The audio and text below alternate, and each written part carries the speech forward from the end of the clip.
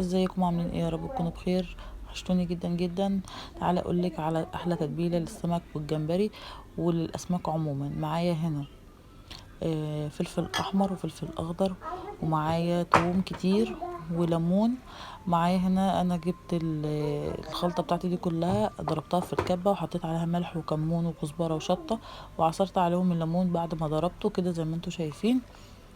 وبشيل بقى البذر بتاعي وبقلبها كويس جدا، وانزل بقى عليها على الجمبري او على السمك، اللي الحاجه اللي انت عايزه تتبليها بيها تتبليها بيها. انا كنت عاملاها للجمبري عامه، زي ما بقولك انا كنت عاملاها للجمبري، فجميله جدا. جربوها برضو للاسماك هتبقى حلوه جدا.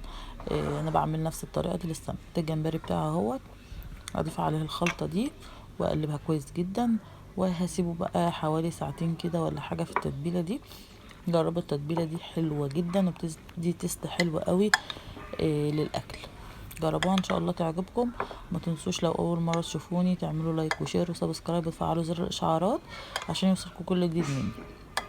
زي ما انتوا شايفين انا بقلب التتبيله كويس جدا، وهسيبها ساعتين في التلاجة لحد ما اجي اعمل الجمبري بتاعي. الجمبري بتاعي ده انا هعمل جزء منه بالخلطه، وهعمل منه جزء يعني بالخلطه دي زي ما هو كده في عرقه، وهعمل جزء تاني كريسبي. ان شاء الله هنزل لكم الطريقتين على القناه في الفيديو الجاي. استنوا الفيديو الجاي هنزل لكم الطريقتين مع بعض ان شاء الله. زي ما انتوا شايفين البلة بتاعتي حلوه جدا. جربوها ان شاء الله تعجبكم، واشوفكم على خير. مع السلامه.